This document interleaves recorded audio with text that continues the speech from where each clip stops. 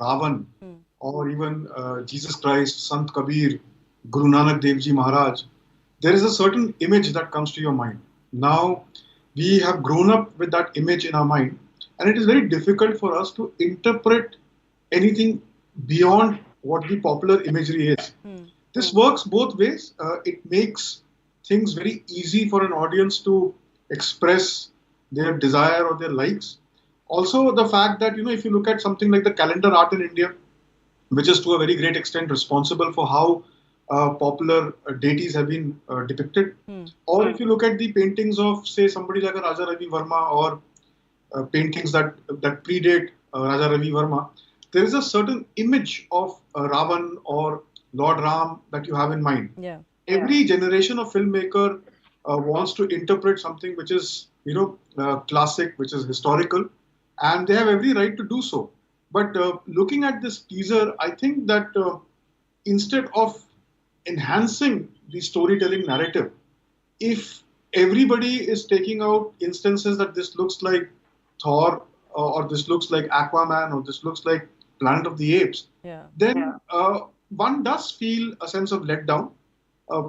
I don't totally agree with few of the panelists here that we should wait for the film and then take a judgment, because the teaser is the first thing that attracts you to the film. So in a way that if the film is completely different from what we see right now, it will be misguided marketing. Why would I go to see a film expecting something else when I've been told that this is what to look out for, or this is what I'm using to get you in? Absolutely. And I also feel like in this business, you cannot be that touchy about reactions to your teasers or your movie. I mean, there are teasers where people get wowed with as well. If that reaction is okay, there will be times when it is not very well received. You need to take it on the chin. Frankly, if any business, this is the business which only works on what the public likes and what the public demands. Murtaza, I'm coming to you now. The issue that is also being raised is that, for example, on Ravan's look, that look is not really true to Ravan's lineage, even his heritage, even the fact that he's Brahmin. Do you think that, fine, creative license is okay, but you can't take it beyond a point where the character becomes unrecognizable? Ultimately, it's a visual medium, right? And there has been a criticism that Ravan's look is very Islamic in this movie. So if it really is Islamic, when did a Muhammad Ghori or when did a, Mahmud Ghazni started wearing a tripund on their forehead, a tilak on their forehead? When did they start worshipping, a shivling? So let's not be juvenile in our comments, Yes, I understand that certain creative liberties have been taken, but let's also not forget that he is a national award-winning filmmaker like Om Raat, who gave us a wonderful film like Tanaji. He's somebody who puts years and years of research. 5 years he put into Tanaji, and he was even particular about the kind of swords that a Maratha uses, a kind of sword that a Rajput uses. So that is the kind of meticulously he shows. And but with in here, once again, just because he did make a, once again, Murtaza, I'll come back to you. Murtaza, just listen to me. You make an interesting point that he's a filmmaker who does his research, but just because his last project was great doesn't mean his next project is going to be great too. That by that logic, successful people will always be successful, and those who fail will always fail. My question to vision, you are judging a book by its cover. Who judges a book by its cover? Tell me. We are told even as kids that we don't are supposed to judge a book by its cover. We are just but that's where I'm coming. From what I can see in this trailer, does it not sound that the and we are just. Does it not look that this movie is highly derivative? It is just picking up stylistic elements from so many different things, from Game of Thrones, from Planet of the Apes, from vampire movies. Hollywood doesn't have copyright. Hollywood doesn't have copyright over CGI or VFX. But do your own original thing now. Don't copy Game of Thrones. Gets the CGI and VFX done in Bangalore. We are not copying. It's a preconceived notion that we are copying. It's all in the mind. It's your assumptions. And you're presuming things without actually having seen the film. Let the director come out with the vision. I'm asking you on the very basis of what we are witnessing in this trailer. There are 7 kandas in Ramayana. There are so many different versions I'm of Ramayana. I'm not going by the content. Murtaza, you're not getting what I'm asking you. Murtaza, one second. I'm not asking you about the content of the movie. Can never be the reference point for all. See, Ramanand Sagar's Ramayana cannot be the reference point for all ages. I'm not even saying that. Murtaza, can I come in here, please? You can also go back to Kamban. Can I come in here? Yeah, please do. Yeah, I'm not questioning But, you know, the. One second, can I please ask my question? Can I please ask my question? Sir, can I please ask my question? Yeah, please do. Yeah.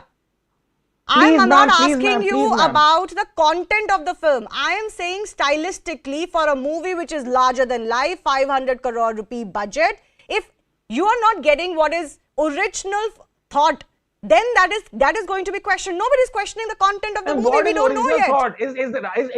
Is Raja Ravi Varman's representation the original thought? Is Valmiki's rendition the original thought? I'm not saying what others have done. Original means what others have not done, sir. That's precisely what I'm saying. You wanted to reimagine Ram and Ravan. Where's the originality?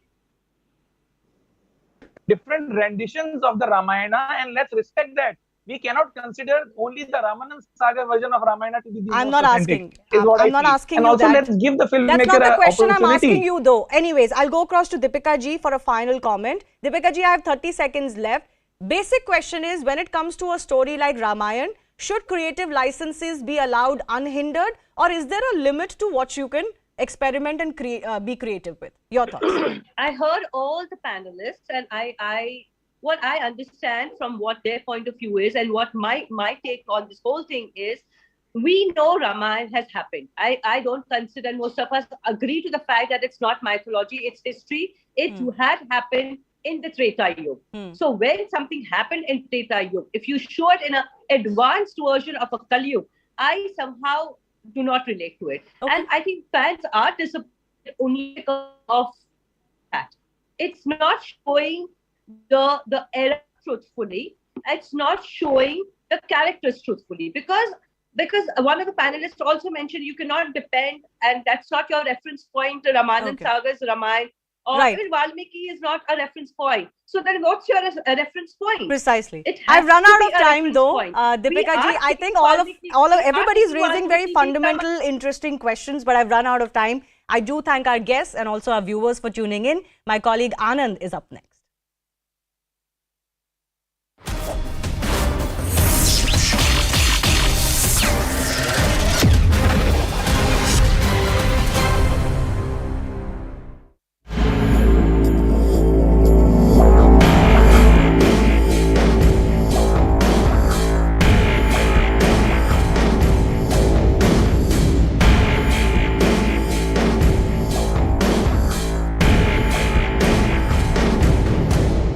प्रधानमंत्री का बहुत बड़ा मन है, ये सिफारिश से जो भेजी है उसकी एडमिनिस्ट्रेटिव प्रक्रिया समाप्त होते ही गुर्जर, बकरवाल और पहाड़ी भाइयों को आरक्षण का लाभ मिलेगा।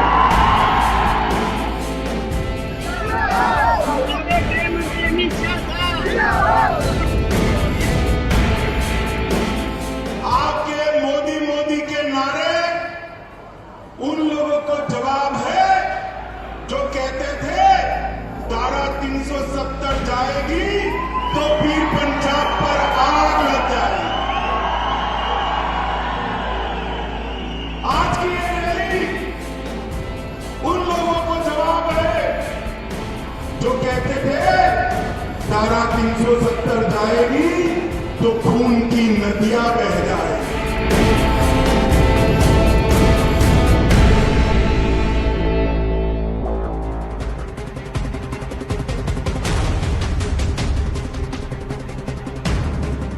Namaste and welcome to this edition of The Right Stand. I'm Anand Narsaman. It's a landmark day, ladies and gentlemen, because 20% of the population of Jammu and Kashmir have been promised what has been denied to them for the last 70-odd years. The right to be recognized as a scheduled tribe, under a scheduled caste, scheduled tribe. The right to be part under the ambit of the SC/ST Atrocities Act. The right for equal representation in a society where they have been largely marginalized. That was the promise that was made to the Paharis today by the Union Home Minister Amit Shah. Along with that, the Gujars and the Bakarwals, who have been accorded the SC/ST status, but also with this conditions apply over all these years, have now been given equal representation or opportunity. That's what has been promised. Now, this in the true sense is integration. But why are those who have been blamed of cornering bulk of the prosperity and the monies that have been sent to the erstwhile state of Jammu Kashmir, which is now broken into the Union territories of Jammu Kashmir and Ladakh? Why are they itchy about this? Is there merit in the Union Home Minister's allegation where he says that 3 parivars have denied bulk of Jammu and Kashmir their rights, the people of Jammu and Kashmir their rights, and they have been indulging in dynastic politics and of course corruption? Let's try and understand this entire Pahari quota quickly before we go across to our face-off between the BJP and the NC this evening here on debate number 1. The quota for the Pahari community, the justice that's come after decades. They were denied status, unlike Gujars and the Bakarwal. They got SC status assurance from Indira Gandhi and Atal Bihari Vajpayee, but they never got it. Linguistic minority from the mountainous areas of Jammu and Kashmir. They identify themselves in the Jammu region with the Dogras, but they are close to about 1.5 million of the 40-odd lakh population in Jammu and Kashmir. Close to 1 million Paharis live in this entire region. Community primarily involved in agriculture, socio-economically backward. They face the brunt of the LOC terror. Even Pandit Jawaharlal Nehru in the past has called them the guardians of our borders. Pirzada Amin panel called for mainstreaming this community. But so far, they have been denied their basic rights. Why resist integration is a question that comes to mind, and let's ask as BJP's Mission Kashmir marches on 3 years, the abrogation of Article 370.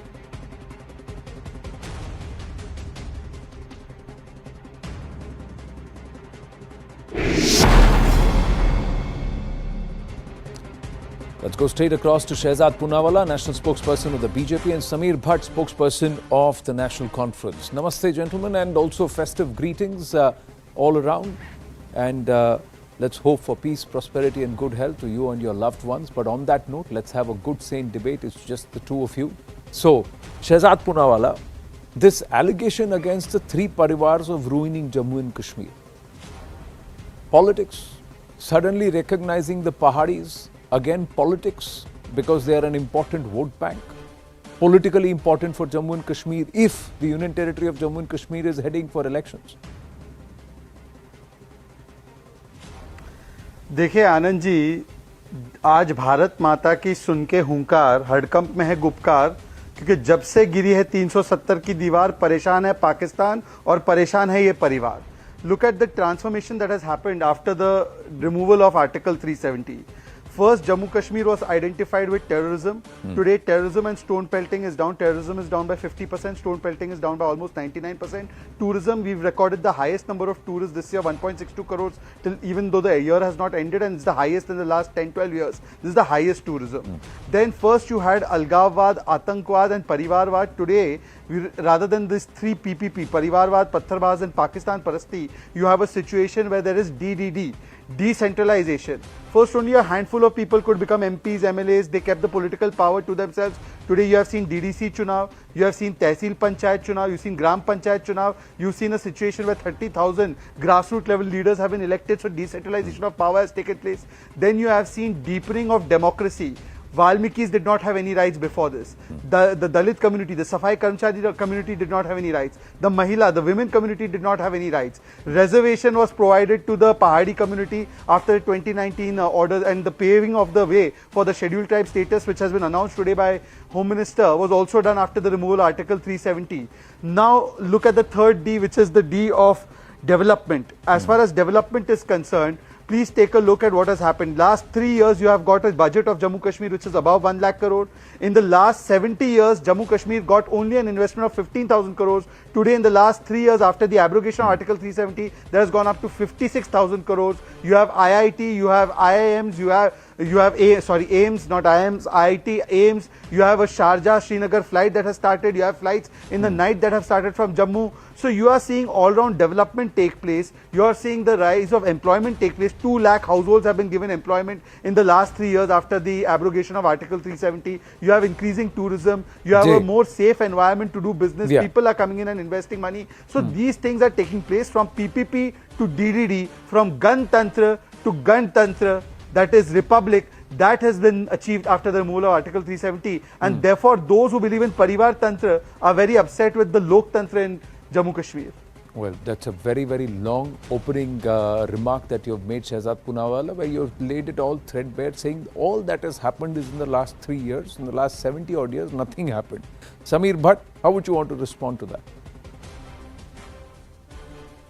Madam Poonawalla, hello Poonawalla, and hello all of you. First, I can say you regarding the reservation, what they are saying. It's not the first time Pahari is in the parliament.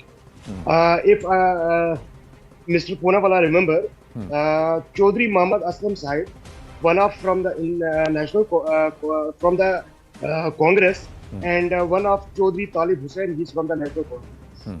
So earlier, their reservation is not like that. It's not an issue. But the issue is, they are saying they are focusing on the development. Kashmir is not seeing development on the practical ground.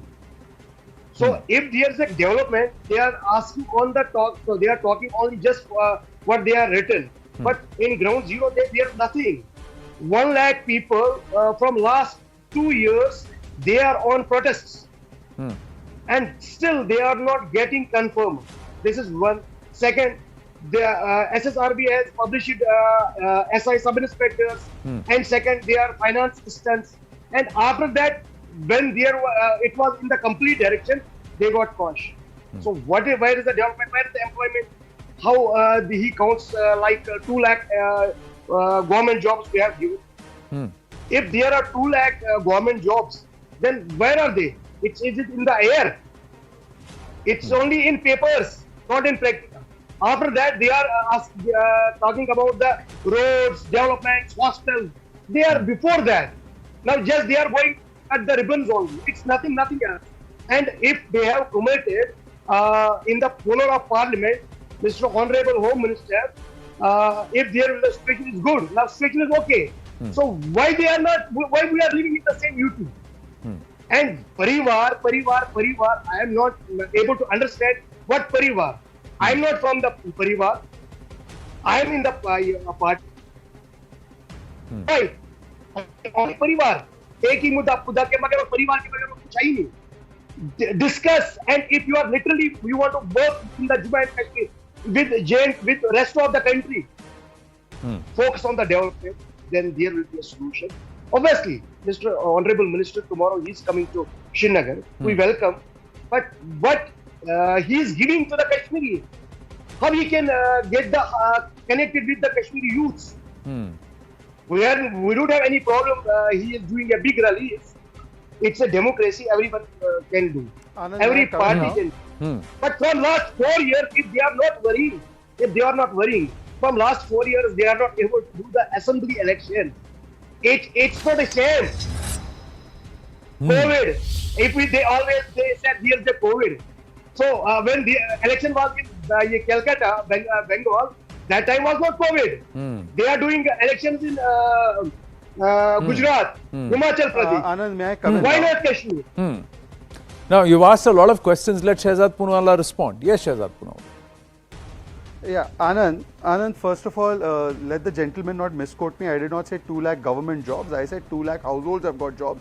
But the person does not know difference between jobs and government jobs. Now, having come to that, let me give you some more aspects about development that have taken place. First, there used to be Roshni scam. Today, more than 3,80,000 households have got Roshni under the central government's programs. Secondly, let me tell you the projects that have taken place under this government. Samba Solar Power Plant, Banihal Kazigand Road Tunnel, Delhi Amritsar Katra Expressway, 850 megawatt Ratle hydroelectricity plant, 108 Jan Aushadhi Kendras. The Zojila tunnel was completed in this government's term. Now also tell me, he's talking about reservations and about the other status of the Paharis. By the way, it was Farooq Abdullah's government and Farooq Abdullah who had requested Indira Gandhi, and he and Congress were in power both in centre and state for so many years. They gave the tribal status to Gujjars and to Bakarwals. They did not give to the Pahari community. Why? They had an opportunity between 2005 to between 2009 to 2014. Why didn't they fulfill that promise? In fact, let me tell you what they did. what they did was that they only suppressed the voice of the Pahari, and this is not I am telling, this is Syed Mushtaq Bukhari, who has quit the NC just recently, a senior voice of the Pahari community. In fact, one more leader of the NC, Mr. Shafaqat Mir, has said that because the BJP is the only party working for the Gujjars, Bakarwals and for the Paharis, he is in fact going to join the BJP once this entire process of including the Paharis into the scheduled tribe is done after the commission has given its report. But let me also tell you what else has been done, Anand. For the first time, you have 9 seats that have been reserved for the scheduled tribe community out of the 90 assembly seats after delimitation process, which was opposed by them. And 6 of these seats, the Rajouri seat, the Budal seat, the Thana Mandi seat, Mendar seat, Surankot, and the Poonch Haveli seat, all fall in the Pir Panjal Valley where these people are living. For the first time, these things are happening. Can it be denied? But let me tell you what the Parivar did. The Parivar never allowed Panchayat elections to take place. The Parivar never allowed DDC elections to take place. They never allowed the power to go to the Awam. They wanted a Jamhuriyat for the Parivar, but not Jamhuriyat for the Awam. And in fact, this is the statement of Mr. Farooq Abdullah. He says that I want Article 370 to be reinstalled with the help of Chinese, and that I feel better and more comfortable associating with the Chinese than under Indian rule. This is what their leader has said. So can the spokesperson Sameer Bhatt of the NC tell me that can this statement be justified? And let me just show you one picture, Anand, which will show you what difference has taken place in the last 3 years particularly. This is how the Atangwadis and Algavwadis were celebrated first. They used to get an invitation into the Prime Minister's office. Today, the same Atangwadi Yasin Malik has been dragged to courts and has been convicted. I would ask my friend Sameer Bhatt, does he consider Yasin Malik to be an Atangwadi? This is the difference between what there was in the Congress rule and what there is right now after the abrogation of Let Sameer Bhatt respond, but only one observation that 20% of the population of Jammu and Kashmir and two names who have represented them in parliament. And assembly elections is what Mr. Bhatt you spoke about, but with a voter turnout of 7%. Mr. Manav, first of all, this is Anand Narsimhan here. Yes, go ahead, Sameer. Mr. My name Anand, it's not only the Pahari community. There are so many tribal areas in Jammu and Kashmir. There are Dogras, there are Paharis, there are Gujars, there are Bakarwals, there are fishermen's category. So no one talking about that. No, it is just divided. It's just divided. Do just focus on the Chenab Valley and like that. Just they are focusing and they are fighting each other like. But you never spoke about them. They are 20% of the population, and you people never spoke about it when you were in power. Is the allegation? It's Pahari and Gujar Bakarwal is the same thing. Then why did you speak about them separately? They are going to like. अभी आप कह रहे हैं सब, अभी आपने कहा तीनों एक हैं, अभी उससे पहले 2 मिनट पहले आपने कहा तीनों अलग हैं. आपने बोला सिर्फ पहाड़ी नहीं, इसमें गुजर भी हैं, बकरवाल भी हैं, फिशर folk भी हैं. नाउ यू आर सेइंग पहाड़ी, गुजर, बकरवाल सब सेम है. नहीं, वो तो सारे obviously they are in the same in a tribal areas. They are in a ST category. So there is a. But they are not in ST category. Even now they are not yet fully in ST category. The commission has to approve it. It's only now the proposal has gone to include them. Yeah, please complete. Ji. If you are focusing only the Paharis, if there is the only issue of the Paharis, okay, then what Gujar and Bakarwals are doing here? So they are not the tribal, they are not the ST, they are not getting the reservation. Why then? You have already given. You have, sir, the same allegation. क्या आप अपना argument present कर रहे हैं या अपने पैर पे कुल्हाड़ी मार रहे हैं? मैं थोड़ा कंफ्यूज हो गया इधर Sameer ji. With due respect, I tell you why. Because under in the previous regime in 95, Gujars and Bakarwals were given recognition, Pahadis were not. Now you are saying Pahadis are being spoken about, Gujar Bakarwals are not. Gujar Bakarwals already given, but they have done it with restrictions. Even there, they didn't come under the SC/ST Atrocities Act like across the country. They did not get protection under the Forest Lands Act. They did not get their own. They were still nomads. So there were a lot of acts nationally which protect the tribes and also the forest folk. They didn't come under that ambit. So, but you totally separated the parties and kept them out of even all of this. Now you are saying अभी parties की बात करो तो ये लोग क्या नहीं है, तो फिर वो तो आप पे भी अप्लाई होता है. आपने क्या किया तब? नहीं, वो obviously okay. Anand, listen. अब if you are saying about the Pahari, Pahari is in the SC category. Am I right? They are in the SC/ST category. Is it in the SC tribal category?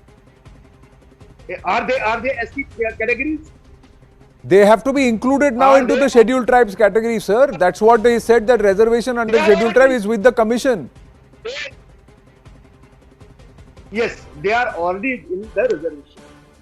Agar mudda banana hai, it's not, they are not in the reservation.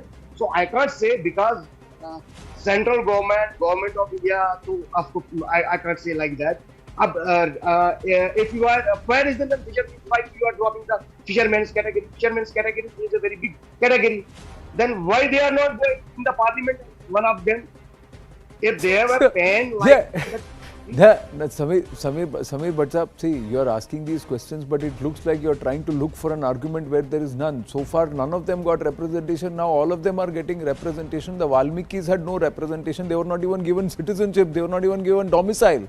Under your rule, despite the promise that came from the founder patron of the National Conference that you come here and we will give you citizenship. But the act came in 1954. They came in 56, and तब से वो वहाँ पे घर पे न घर के ना घाट के अपनों में बेगाने बन के रह रहे थे इतने साल. वो भी अभी बदला 370 के एब्रोगेशन के बाद. सो एक एक गिनाना शुरू करूं. गोरखाओं को आपने क्या दिया? जम्मू कश्मीर में क्या दिया? कब से बस रहे हैं वहां पर? उनको क्या मिला है?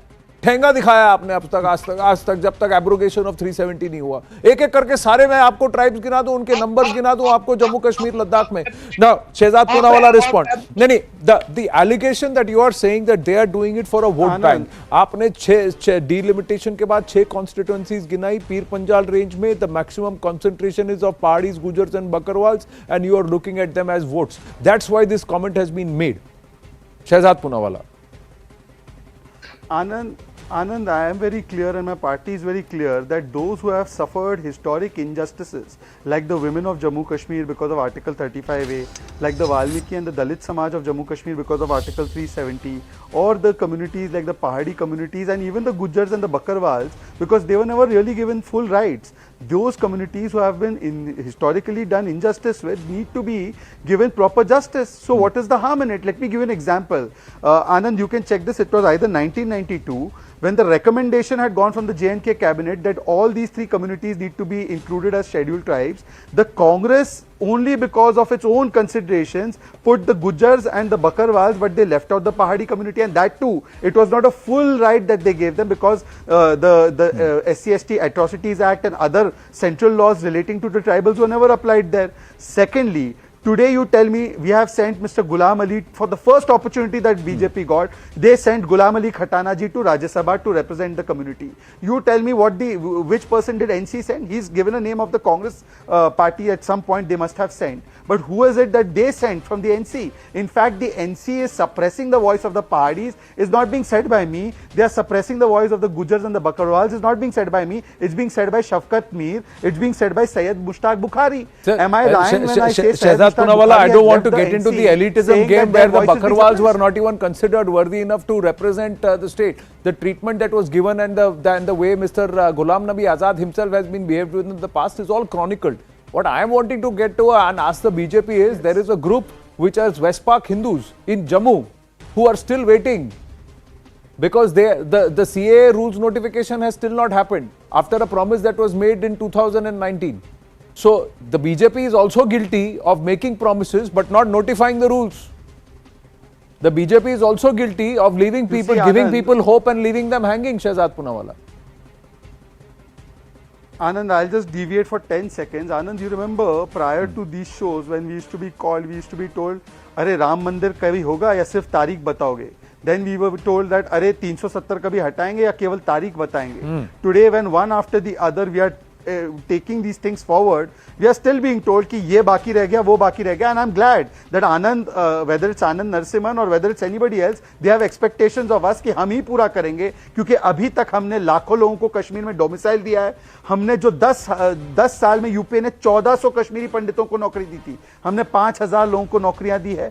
हमने पहली बार वहां पर प्रॉपर्टी जो कब्जा की गई थी कश्मीरी पंडितों का, उनको अधिकार दिया है कि they can reclaim that property. For the first time we had made relaxation institutions and Kendriya Vidyalayas in higher education institutions so that they can get better seats of learning and better seats of education. So we are doing all of these things, and for the first time Yasin Malik is in jail. For the first time trial against him for the death killing of IAF officers is being done. For the first time people who are squatting on jobs of government, people like Salahuddin's children, people like Bitta Karate's wife, they have been kicked out, and we are making all the changes. It will take time, but it will be done. It will be done by the BJP government. No, the BJP government is making promises. Like I said, a CAA rules notification is still pending, is what I am trying to say. And there are West Park people who have people from POK who have come here, who are still stuck in Jammu, who are still waiting.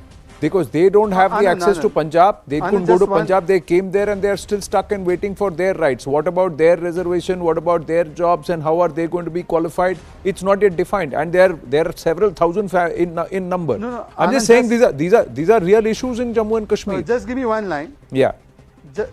Just give me one line. In fact, you would know that changes have been made in the Jammu Kashmir reservation rules, because of which many of the affected communities that didn't get reservation are now getting reservation. As far as the notification of the CA rules, already the statement has been laid in Parliament that there is a timeline for the implementation of those rules also. As soon as the COVID period and the COVID Mahamari completely is over, those rules are going to be notified. This is a commitment we made in Parliament. Yeah. Nobody is running away from any commitment. No, true. We have but said we will for everybody, for everything else, and for everything. See, all COVID protocols have been lifted. You know, malls are open, everybody is open, Parliament is functioning, rallies are happening, public gatherings have happened in Rajouri today and in Jammu today, where no masks have been worn. Elections will also happen. So elections have happened and there are also happening. I'm just saying, when will those COVID protocols end for the CAA rules notification is a question that not just me.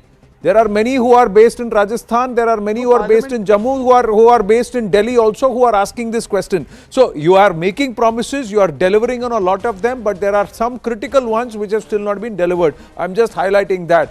What has been announced today is welcome. How long it takes to fructify and how long it takes to actually materialize, that is the other bigger question I'm leaving with. I've run out of time. Samir Bhatt and Shehzad Poonawalla.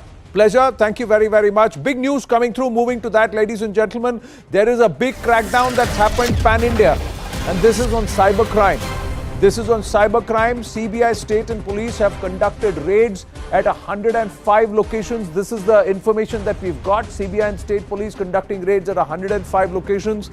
And 87 raids by the CBI, 18 by state police units, state and union territory police units, forces. The raids were to target cyber financial crime rackets.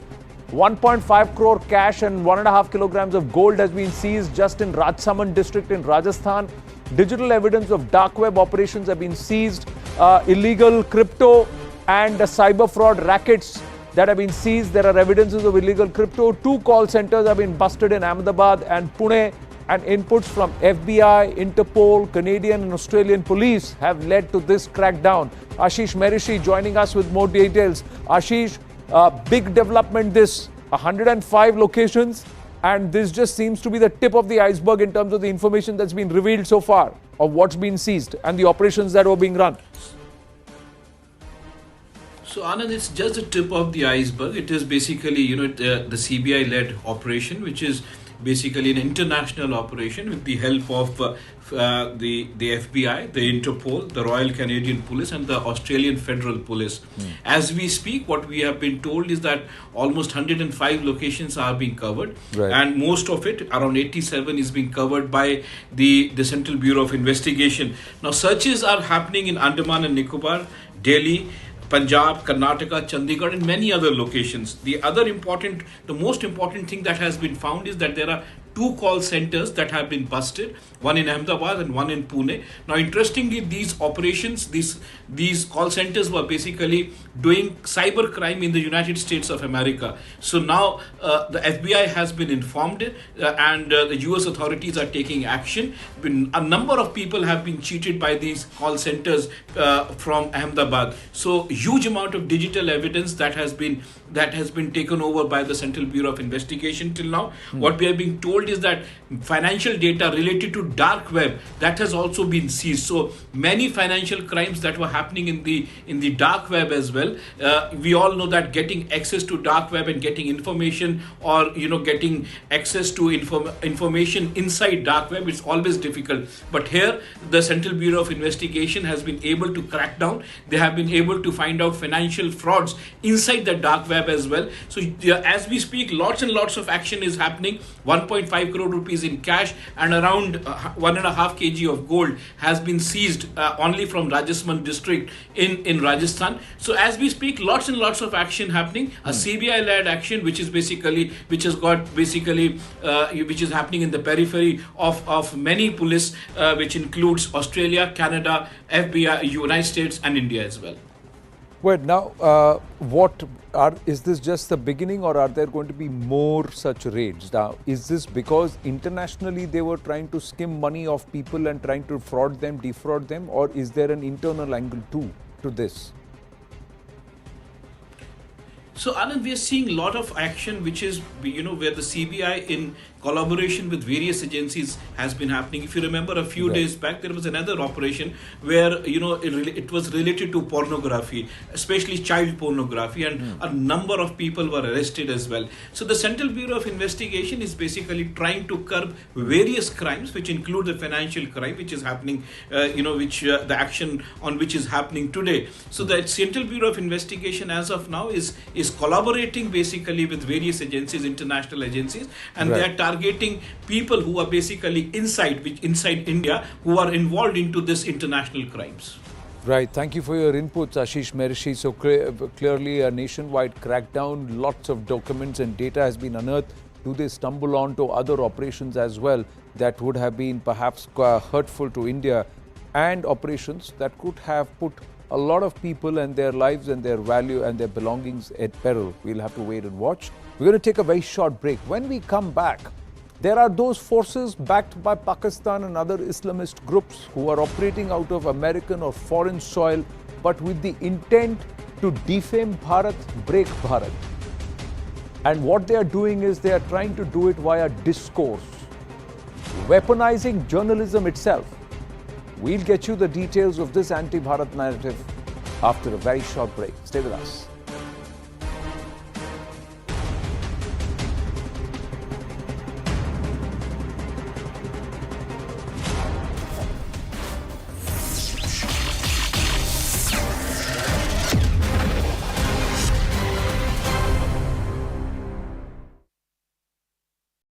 Come out in the open, and all of that is pouring on to Twitter now. Harish Upadhyay, my colleague, now joins us for more on this. And Harish, Tipu has been a controversial figure as far as Karnataka is concerned. Politics over that we've seen in the past as well. But as we head towards elections in the state, we seem to have a renewed war of words between the two parties.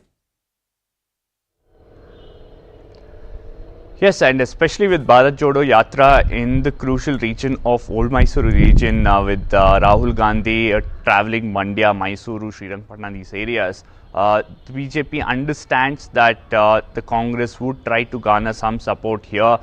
It's not one of the major strongholds of the BJP. It's always a fight between the JDS and the Congress in this part of Karnataka, and that's one of the main reason why you see the BJP launching this attack, intensifying it, and constantly targeting the Congress party, saying that you are in this region, what has been done here, we all know you supported Tipu Sultan, and Tipu Sultan committed grave crimes against people in this region. He's hurt their sentiments, converted lakhs of Hindus, and still Siddaramaiah decided to celebrate his Jayanti. So the BJP, understanding the importance of Congress's Bharat Jodo Yatra passing through this region and getting very specific with its messaging. Absolutely, and it's Bharat Jodo is now the excuse, so to say, or that's really how this all started. But as we've been discussing, Harish, Tipu Sultan really is a controversial figure, and the BJP and the Congress, even the JDS, in fact, in the past have traded charges over it. Absolutely, he's a controversial figure. He's someone who's divided sentiments in Karnataka. We've had Siddaramaiah, who started the Tipu Jayanti. The BJP came into power, rolled it back, and then we've seen a lot of debate over it. Remember recently as well, there was a controversy in Srirangpatna over a temple which was allegedly decimated by Tipu and converted into a masjid. That went on for a very long time. That's still pending. That controversy is still on. It's before the authorities right now. The BJP always pointing out that Tipu might be a ruler who might have contributed a bit to the temples, especially Sringeri temple and other temples in Karnataka, but he's also someone who converted lakhs of Hindus and Christians, especially in the Mysore and Malabar region, both places which are electorally very crucial, and saying that when such is the case, why did Siddaramaiah decide to celebrate his birthday? And to Congress's bad fortunes, remember on the first birth anniversary, or rather the first time that the state government decided to celebrate his anniversary, his Jayanti, we had clashes in Kodagu which resulted in one person dying. So it's been a hot topic. It's been a topic that the Congress often finds it extremely difficult on how to respond to, and it's only Siddaramaiah who's gone all guns blazing defending his decision, and sensing that is why the BJP is launching this attack now. Absolutely, and we've seen how this war is now playing out on social media, Harish, isn't it? It's the BJP making allegations against the Congress party, specifically in this context about the Bharat Jodo Yatra and the video that they've tweeted where they claim that the Congress is glorifying Tipu Sultan.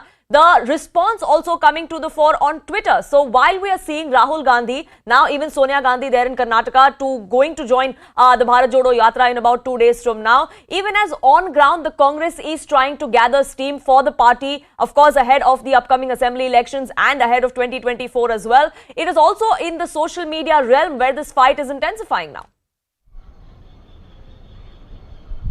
Yes, and there's a bit of background to that. Remember when PCM campaign was launched by the Congress party last month, it wasn't just a campaign on ground, on social media as well. It gained huge traction. There were question marks on whether the BJP failed to counter that campaign on social media. They managed to release a few posters, right. And the BJP Sorry to interrupt you there, Harish. I will come back to you, but Congress's Shankara Guha is with us on this broadcast. So thank you so much for speaking with us this morning. Your response to the renewed war of words that has now erupted, the BJP accusing the Congress party of glorifying Tipu Sultan. Well, first of all, good morning to you and all the viewers, and wish you all a very happy Navratri. There is nothing to talk or react to this issue. I have been telling to you, whenever I have spoken, I have been telling this thing to you. For BJP, it's an election year, and in Karnataka or anywhere in India, everything is turned into a communal issue. Now, we are talking about corruption in the form of pay CM. Now, they are saying Siddaramaiah. So, where is the connection?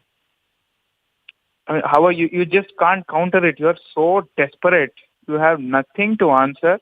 We are not going to react to this. We are going to stick to our campaign that this is a corrupt, useless government which needs to be sent back and rejected by the people of Karnataka. That is going to happen. And their desperation is very obvious with the way they are reacting. They have to counter. You have to counter it with something with sensible, not so weird. And you can't go on giving a.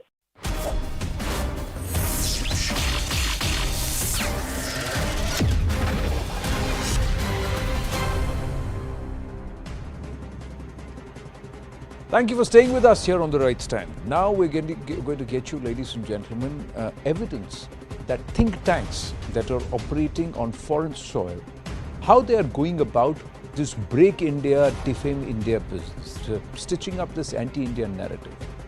They are also now trying to weaponize journalism. They are paying people, Indians and journalists, to come up and write against India, to fit a particular narrative which enemies of Bharat will use to try and shift the discourse away from us. Also try and weaken us civilizationally, weaken our narrative to the world and our story to the world, and create a particular impression on parts of the world that for the moment are defining world policy. It's a big, mega Right Stand exclusive.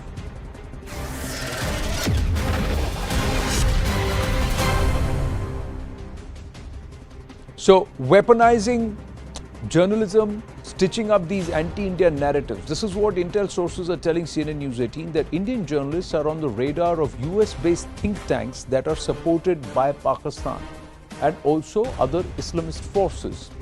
Journalists have been asked to highlight atrocities, so-called atrocities of the Indian government and the agencies. Journalists have been asked to send a one-sided report that is a skewed narrative that targets Indian government, and it's not the current disposition. The story remains the same irrespective of which government is there, because their overall objective is to defame Bharat, derail Bharat. Now, Pak Americans have been linked to the ISI, who are linked to the ISI are roping in Indian journalists for propaganda, and one of these names that keeps doing the rounds is somebody who's been incarcerated by the US authorities in the past, is now out and he's active again, and that is Ghulam Fai. Think tanks offering minimum $1,500 for anti-India reports. Indian journalists are later given specific propaganda assignments based on how they write their report. And what happens is you get 50% or some amount of the money upfront the moment you send in your article, and then if it's approved and it's published, then you get the balance amount. That's how it works. How's the modus operandi? Grant programs that are launched for quote-unquote independent projects. So if you look at it on paper, technically, legally, they seem to be very benign, very sound. There's no need to answer. But you know what the intent is.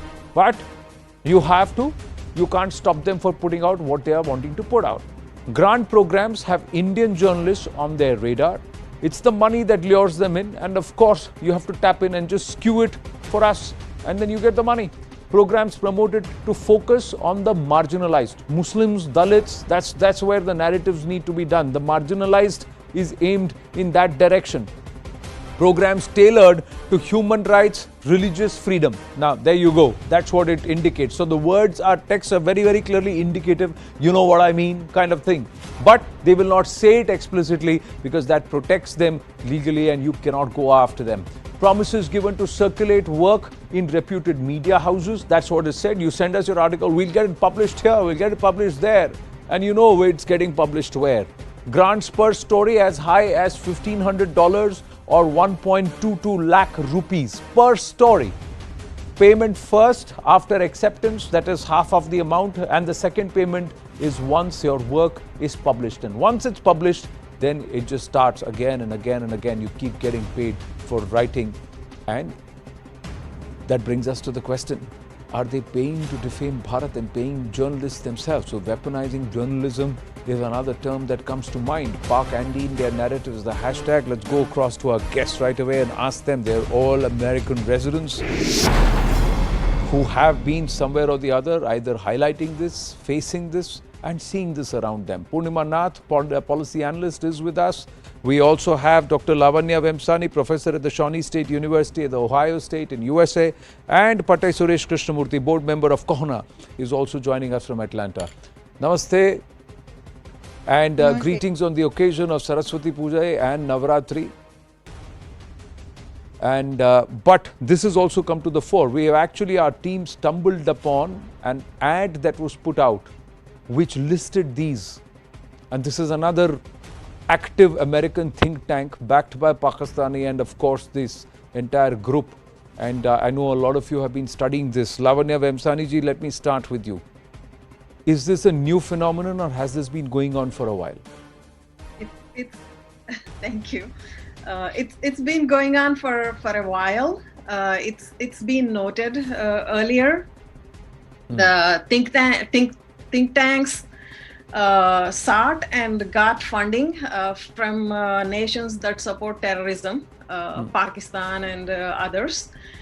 This has been known, it has been noted. So it is there, but it has taken an ugly turn now. It's leading to lots of fake news. Of course, it is being published on some media channels, but at the same time, snippets of it are also circulated on social media, which is leading to violence, which is actually it's anti-India rhetoric, but it's actually attacking Hindus and Indians living abroad, in the West specifically. So this fake news, recent attacks are already known in the US, a number of desecrations, but direct attacks are noted in Leicester, but this has been noted, and we have discussed, Anand, if you remember, Yes. in August about the fake news, and I warned about it.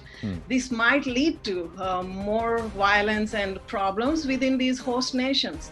It's for the host nations and democracies to take action against this sort of things. Paid journalism, paid propaganda is never qualifies as journalism. So this has to be noted as advertised or paid piece. This can be taken to judiciary and it can be made accountable. But democratic nations have to come together and prepare a policy on sharing information on concerning issues, as well as these media narratives. And an action plan has to be put forward, because this is happening in almost all democratic nations. It's happening in India, and it's being exported to the West. It's happening in Germany, in Europe, many nations, England recently, and it has been happening repeatedly since 2000s in the US and Canada. North America is not spared. There are lots of incidents that also happen here. The reason always given is there is marginal treatment, marginalization in India, and that's no reason to attack Indians or Hindus outside of America, outside of India. But that is what is happening. It is anti-India rhetoric, but in action, it is actually perpetrating as violence against Hindus and Indians living abroad, living in Western nations. Isn't it important for the Western nations to treat all its citizens equally and take action on violent elements like this? Fair questions that you ask. But Sureshji, before I bring in Purnimaji, Sureshji, this is I have every right as a think tank to ask people to write for me. What's wrong if I'm asking for stories on marginalized sections of society who need greater representation? And what's wrong if I'm paying a journalist to do some work? I'm soliciting work and I'm offering to pay. This is all perfectly legal. You can't attach any motive to me. Yeah, and the way you present it, it's all so reasonable, isn't it? The key here is, as the recent report by the Network Contagion Research Institute out of Rutgers University showed, this kind of trolling for news has got a very dangerous real-life effect. Because what happens is, these stories, they are put out on social media, they are put out on news magazines, on reputable newspapers. Like, for example, the advertisement that you were referring to yesterday, it appeared in the New York Times. Now, as one wag pointed out, they kind of wasted their money, because New York Times, even without all those ads, is significantly and systematically Hindu-phobic and anti-Bharat anyway. So I don't know why they spent the money on that. But it has a real effect. And the real effect is in social media, when organizations post these, it gets amplified by a well-defined group of people across multiple sectors. I'll give you an example. The New Jersey, the Teaneck Democratic Committee sent out a press release calling for an FBI investigation into half a dozen completely legitimate 501c3 charitable organizations in the United States, simply because they were highlighting Hindu causes. That information was immediately picked up by a host of people, both in the popular press as well as in academia, and it is broadcast very widely. The net result is these organizations such as ourselves, where all we are doing is working for Hindu American causes in the United States, we have to spend time and energy, and that, I think, is the goal, is to distract us from the tasks of what we are trying to do, and instead force us to focus on issues that really have no basis in reality. So every time somebody puts a lie out this in public, there are two things that happen. Those that believe the lies tend to take matters into their own hands and start to go down this path of hate. And those that know that these are lies are now forced to spend time and energy defending it. So, for example, 2 days ago, and schoolyard bully tactics. 2 days ago, IAMC, the founder of IAMC or the president of IAMC, he posted on Twitter basically asking why Pona is aligning itself with Nazi-friendly RSS. Now, this is a very typical narrative that they pose up. Now, we know this is a schoolyard bully taunt. We are not going to respond to this kind of nonsense. But the fact is, it's out there in the public. We now have to defend it. So the whole point of the point of your question is well taken. What is wrong with just paying somebody to write an opinion? Well, what is wrong is when the opinion is false and is deliberately intended to mislead, it has real societal issues. Now, the irony is the people who are amplifying this, calling Hindu organizations terroristic organizations, themselves have an extremely well-defined connection, well-documented, well-defined connection to several terrorist organizations. I mean, the chief of IAMC has praised ISIS in the past. Ajit Sahi, who's a spokesperson for IAMC, has asked, why shouldn't ISIS kill other people? Or how did ISIS become a terrorist organization when they moved from Syria to Iraq and things like that? So, yeah, these have real world consequences. They're very dangerous. And it is time that we called it out. It is time that people recognized how divisive and how dangerous this stuff can be. But Purnima ji, how they are allowed a free run because the way they have written the literature, the way they are soliciting, and the way they are going about it is perfectly legal as far as American standards is concerned. Indians may have concern about what's being done, but there's nothing that stops them. Good evening. Thank you so much for having me. Good evening to your to audience as well. मैं एक बात से शुरू करना चाहती हूँ. IAMC की Twitter page आप देखेंगे. So the first 8 minutes ago they have posted something called Global Solidarity with Defenders of the Indian Constitution. I broke into laugh because if you look at it, Indian Constitution was written totally anti-Hindu. It was not considerate about Hindus at all. And India bana kaise hai? At this point of time, if we don't talk about the facts and the creation of Pakistan, because Muslims wanted it, 98% Muslims wanted creation of an Islamic state, and that's Pakistan. Today we don't talk about it, and Muslims are the defenders of Indian Constitution. Are you kidding? On top of it, you have organizations like Hindus for Hindu genocide or whatever. Hindus for human rights, yeah. Human rights, yeah. They're not a Hindu organization. They're using Hindus, and it's perfectly legal. You're talking about legality here, and this is all okay. Where is India on it?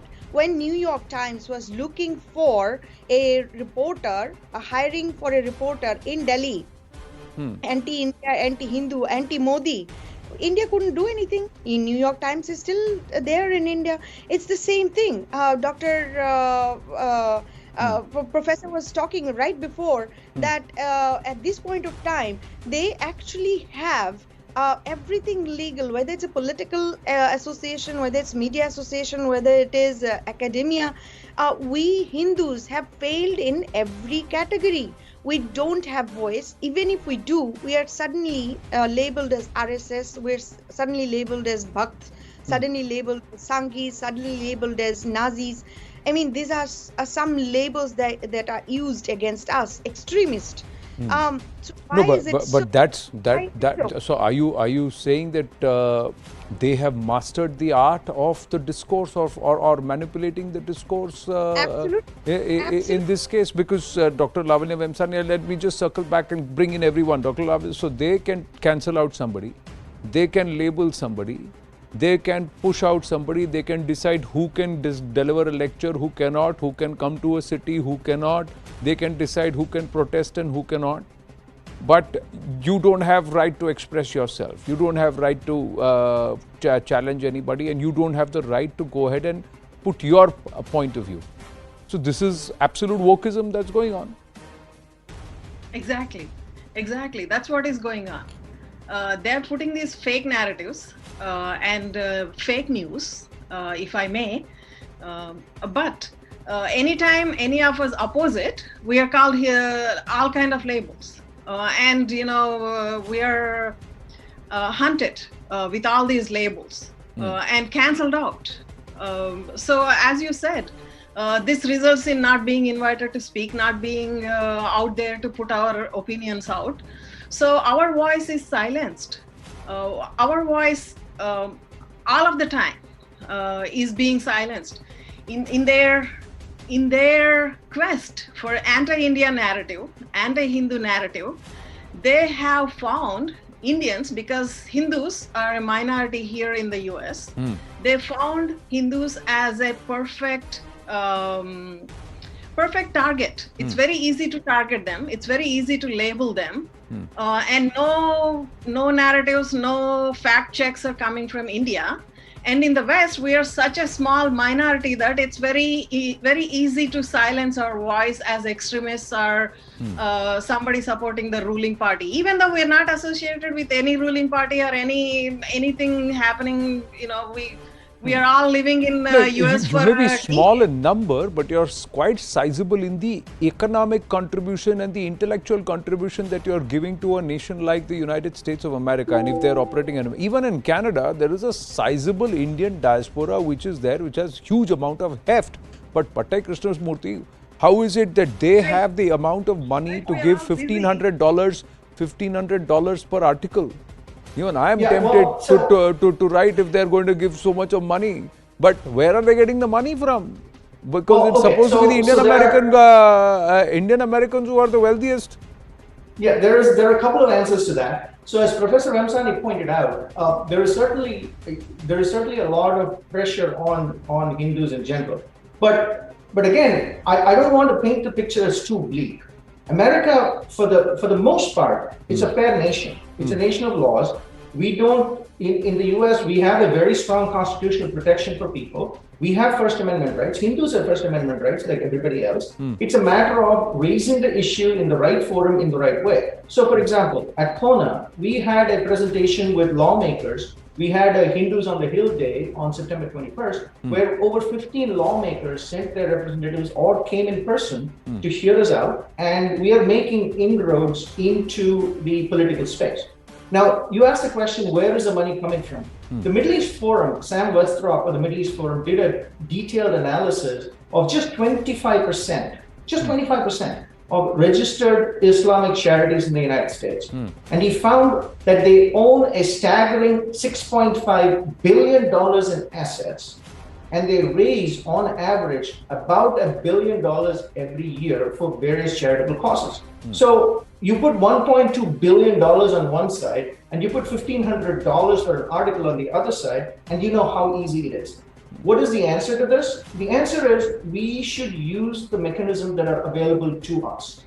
We should use the channels that are open to us. We will continue to engage with lawmakers. We'll continue to shed light on these kinds of activities. We'll continue to ignore the schoolyard bully tactics of organizations like the IAMC, but we will continue to work for and raise funds for, and that's what the most important thing is. Sarah Gates pointed this out a couple of weeks ago on your program as well, Anna, that Hindus in the United States have to come together, and not just in the US, throughout the world. They have to come together, they have to organize, they have to fund their own activities, and they have to raise the voice in opposition. The channels are there. We have the platform if we choose to use it. The platforms that are available to the IAMCs and the SAHIs and the HFHRs of the world are also available to Kona and HAF and other such organizations. Now here is the thing. Now, the information that we have is that these organizations are all Pak-backed or Pakistan ISI-backed. There's deep state money that's coming in. There are Islamist forces behind who are doing it. But Purnima ji, let me understand. Is this an India versus Pakistan narrative or anti? Or is it a Hindu versus Muslim narrative? The moment it becomes Hindu, Muslim, there could be Indian citizens also involved and it becomes a religious binary, and it's not a national equation? Or are they correlated? How would you look at this? It's actually, as you can understand, there is a Ghazwa, there's a fight happening to conquer India. So it's by hook or crooks, they want to conquer India. Islamic supremacy is so vile in terms of gathering Hindus also under the garb of democracy, under the garb of a false pretense of human rights. And they are actually inciting and actually inspiring Hindus to go join in them. And if you talk about Hindus for Human Rights, they are not a Hindu organization. They're using Hindu names, and there are several names which is Hindu. And if you talk about Miss Sunita Vishwanathan, is she Hindu really? Or what about Nikhil? Are they really Hindus? Or what about other organizations like Amnesty, who's working together? And including George Soros' connections. So it's actually not just Hindu against Hindu. It's India. They want to conquer India by hook or crook. Now, how are they able to do it though? They cannot do it without Hindu alignment. So there are a lot of pawns, Hindu pawns are part of them. And which is what I've seen in India. Several Hindus seem to be speakers for dismantling global Hindutva. And there are several Hindus and Sikhs. If you look at IAMC, you have seen a Sikh, a woman, she's comparing her turban as a hijab, and it has become a sort of like a news because she's defending hijab in India where there is no communication. The world is breaking up against protesting against hijab and standing up with the Iranian women, and then there are these people who are trying to advocate that in India, which is far ahead in terms of thought and equality. These 9 days are celebrating the feminine spirit. Where else, what else do you want as an example? Well, we will take this conversation forward, but thank you for your time. I have also run out of time here on this edition of The Right Stand. Thank you. Stay with us, Brass Tacks with Zakana.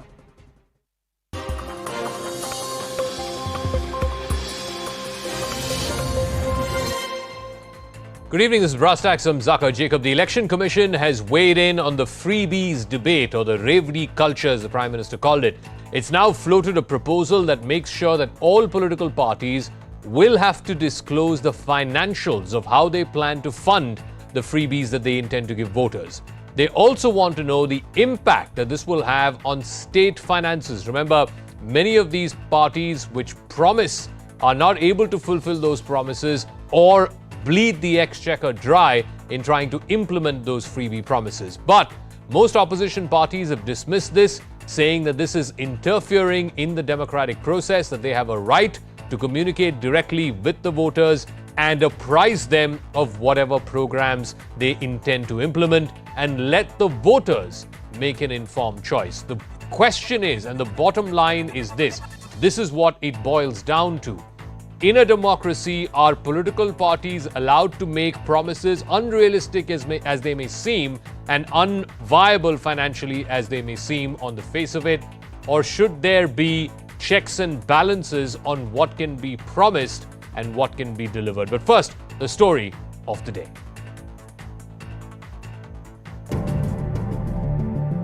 Amid the raging debate over the freebie culture in the country, the Election Commission of India took the first step in the direction of political parties furnishing authentic and adequate information to the voters on the issue. The poll body has proposed a pro forma for the recognized national and state political parties to furnish details of the financial implications of the promises made in their election manifesto and how they will be financing them.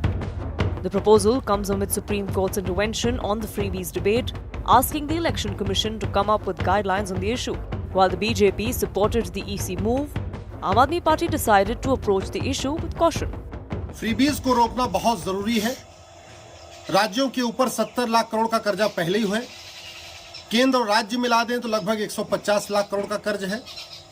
अगर इसे अभी भी नहीं रोका गया, आने वाले समय में हमारी आर्थिक स्थिति पाकिस्तान और लंका जैसी हो जाएगी। जनता इसलिए टैक्स देती है कि उनको और उनकी जिंदगी में जो सहूलियतें हैं वो सरकार दे सके, और वो सब देना सरकारों की मूल जिम्मेदारी है। The Election Commission has also sought views of political parties by 19th of October on the proposed changes.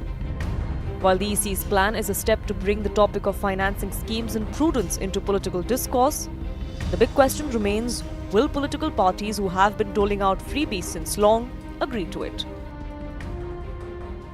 On the talking point this evening, Vineet Goenka is spokesperson of the BJP, will be joined by Akshay Marathe, spokesperson of the Aam Aadmi Party. Salem Dharanidharan is DMK spokesperson. Sanjay Jha, political analyst, will also be joining us. Vijay Sardana, advocate and economist, and Professor Nalin Mehta is group consulting editor with Network 18. Let me start with Vineet Goenka. You know, the contention that's being raised by most opposition parties is an election manifesto, a campaign is direct communication between political parties and the voters. If the voters like something that's being promised, let them vote for it. If they don't, they will not vote for it. So why is the Election Commission, the Supreme Court, and indirectly the central government getting into this debate? After all, the central government has also given 80 crore people free ration over the last couple of years. Wouldn't you qualify that as a freebie? Dhaka, thank you for inviting me on the show. Ram Ram to you and to everybody on the show. See, there is a small difference between two words, welfare and freebies. But there is a big impact, small difference but very big impact on the exchequer and the health of the economy of the country. When any welfare scheme is done with an intention to uplift poor, create parity, remove disparity, give equal opportunity, remove the gaps, then it is a welfare scheme where people, population, citizens benefit. But if the intention is purely to purely to promise something which is not feasible, with an intent to grab the power, to come in the election fray and get elected, and then let whatever happens to the exchequer, let whatever happens to the state, if that's the intention, then it is freebies. And in this particular case, in various parties, we have seen that they have not applied their mind where the money will come from. They have not thought about the impact on the treasury, the impact on the health of the exchequer of the state. And I think they should reconsider. Small benefits for people which will help them in their life should be certainly done. I'll give you a small example. Okay. When somebody needs some help, like for example in COVID, if they are hungry, they are not getting jobs, they are back to their places without jobs and without certainty, then providing them ration is a need.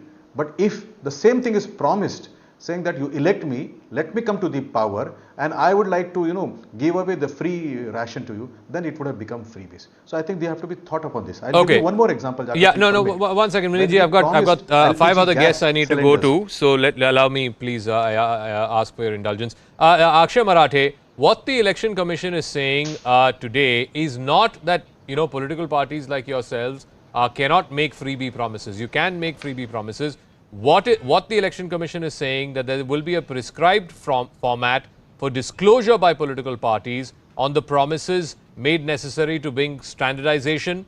There should be adequate disclosure of the financial impact of these promises, because the electorate needs to know about the financial impact, and also that the financial implication of the promises and the impact on the state's fiscal health. So go ahead and promise whatever you want to promise. Like, for example, your party has been promising free power in Gujarat, you promised it in Punjab. You're free to do that, but also include in your manifesto how much that is going to cost and where this money is going to come from. That's a legitimate and a fair ask from the Election Commission. Of course, Zaka, I don't think there is any dispute when it comes to the demand from the Election Commission or the request from the Election Commission that political parties should explain where their welfare measures are going to be financed from. But Zaka, let's take a step back. This debate has come up now because of the impending Gujarat and Himachal state elections, right? Now, if you're an ordinary Gujarati voter watching this debate right now on CNN News 18, you are probably thinking that the Gujarat government, which BJP has been running for the last 30 years, has not given free electricity, free water, free high quality education, free healthcare. Then how is it that the Gujarat government run by the BJP has racked up a debt of 3 lakh crore rupees? So the question that comes to the ordinary voter's mind is, if these other parties that say that we are against freebies of free power and free water have not been providing all of these services for free, then where is their money going? Where is the taxpayer money going in the state of Gujarat? So this is question number one. Question number two is, Why is it that this question has only arisen when Mr. Kejriwal is making these promises in Gujarat and not when the other political parties have been making similar promises? I'll tell you why. Because in Delhi, Mr. Kejriwal has shown that giving free electricity, free water, and all of the other free schemes that the AAP has launched is possible without running a deficit. Delhi is the only state in India, Zaka, which has delivered on all of its promises of welfare without running a single year in a deficit. We are a revenue surplus state. So when you have an IITian politician who knows finance, who understands economics, who understands how free power really encourages people to engage in more economic productivity, when you have a politician like that, he's able to run finances in a very prudent fashion, and that's what Delhi has shown us today, which is why the promises that Mr. Kejriwal makes the are distinction actually that's working being in made, Gujarat. whether it's the Supreme Court or the central government, what the Prime Minister called it as Revdi culture, is that fine, you go ahead and promise free electricity, but you are promising this to those who are also capable of paying for this electricity. Why would somebody who is willing to and capable of paying for something, why should he or she be given that same commodity free of cost? But be that as it may, let me bring in the other guests. Let me bring in Mr. Dharanidharan, Sanjay Jha also into the conversation. Mr. Dharanidharan, the distinction that's being made is when you're providing free food, let's say for example, during COVID time for people, poor people who don't have a means of employment, that cannot be a freebie, that is a welfare measure. Whereas when the DMK government promises free color TVs and other parties there, try to outmatch by promising free wet grinder and free laptops and smartphones, that is a freebie. You are basically giving this to people who are not deserving, and surely this is not a welfare measure that will enable that person to go ahead and either make a livelihood or better the livelihood of that person. How does free color TV, free wet grinder, free laptop and smartphone make anybody's life or the quality of that person's life better? The main question is, who decides what is a good freebie and what is a bad freebie? Does the Election Commission of India have the intellectual capacity to decide on it? I don't think so. To decide what is a good freebie or a bad freebie, you need to have range of experts, PhDs from an economist to an anthropologist to a sociologist and whatnot. For example, when DMK announced color TV, people said it was a bad freebie. In fact, the term freebie is meaningless and it's a misnomer, but they said it's a bad freebie. I'll give the term and use the term. But research from Brown University professors who have nothing to do with Tamil Nadu or India, anthropologists and sociologists, it was published by the Oxford University Press, say women got empowered. In fact, when the scheme was launched, our former Chief Minister Kalaniar also said this scheme is to empower women. They said after color TVs were announced and after 3-4 years after evaluation, they found that more women, children in rural areas were in school. They were less perceptive to beatings by the husband, and there were preference for woman child in rural areas increased. That's because they were able to see how people in urban areas lived. And this is not just the research, just did not focus Tamil Nadu, it also focused certain countries in South America and also Kenya. So this is absolutely wrong. And again, I'll tell you, Tamil Nadu has low inflation. Food inflation in Tamil Nadu is 4% compared to an all India inflation about 8%. Gujarat has 12%. That is because of universal periods we have. Remember, in 97 when DMK was in power, Union government wrote about 4 to 5 letters saying Tamil Nadu should shift to targeted intervention. But our leader, Kalaniar, said no, we will have universal periods. This universal periods has been helping Tamil Nadu to have low inflation. For example, vegetable inflation in Tamil Nadu is 2.1% compared to 27% in Gujarat. Again, I'll tell you, if you think freebies are the reason for the state's exchequer getting spoiled, that's not the reason. In 2011, when DMK demitted office, we were a revenue surplus state by 2,500. Our loan in terms of percentage of GDP was about 17%. Best finance management. But the same finances under AADMK, under Edappadi Palaniswamy, the revenue deficit worsened and the revenue deficit became minus 60,000 crores. It is not because he spent on welfare schemes. It's because the revenue which the state should get, right, that reduced.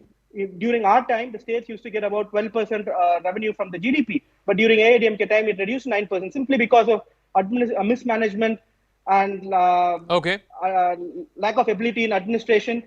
and rent seeking, right? Let me quote from the SBI report, and a lot of people have cited this as the basis for why there is suddenly an attack on this Revdi culture. And Sanjay Jha, let me get you in. The SBI report, it's called... Yeah, one second. Let me get the others also in, please. Thank you. The SBI's India research report, it's called Eco-Rap, says that India must free itself of freebies. It goes on to say that we expect a Supreme Court panel to fix a band, say 1% of state GDP or 1% of state-owned tax collections or 1% of state revenue expenditure for welfare schemes. With this, the desired welfare schemes can be implemented, and the remaining, the parties need to explain where they are funding from. I mean, like I said, it is no one's case that PDS should be withdrawn. That everybody in their right mind agrees that yes, PDS is a necessity, it is a welfare scheme. Whether it is, health insurance for poor folks. Again, nobody in their right mind is calling that a freebie. But when you promise free color TVs and free electricity to everyone, to the general population, then there is a problem because it is sending your state finances into a tizzy. Zaka, I do believe that this debate needs a resolution because, it has to go beyond the rhetoric. But I'll give you 2 points that are very relevant in our conversation. Number one, you're talking about a country that doesn't have a social security apparatus, no networks. There is no real welfare model that we have. And unlike the Western democracies, and you're talking about a country with 350 million people living below the poverty line, which is less than $2 a day, and where 1% of Indians have 65% of wealth. So you got both poverty and inequality. It's a double whammy, number one. Point number two, a perfect example of how politicians don't understand economics is what Prime Minister Modi said in Parliament in 2014 when he mocked Manrega and said this is the Congress's and the UPA's most disastrous, monumental underperformance, signal. And look at what Manrega has done, especially during the pandemic. It is considered, by the way, to be one of the best social security employment schemes in the world, at least the biggest one for sure. Now, the challenge, Zaka, is this, and I think this is where we need to have probably a meaningful conversation here, is who pays for these? Now, I agree with everybody on the panel that political parties, when they make these manifestos, making these preposterous promises, they are indeed fooling the people of the country. And I do hope the Election Commission comes up with an audit so that these political parties are actually shamed in public for actually fooling the public from whom they get the votes. No, who pays for it? Who pays for it is very clear. I mean, it's only the taxpayers who pay for it, and that's about what, 6%, 7% of the population of this country. But Nalin Mehta,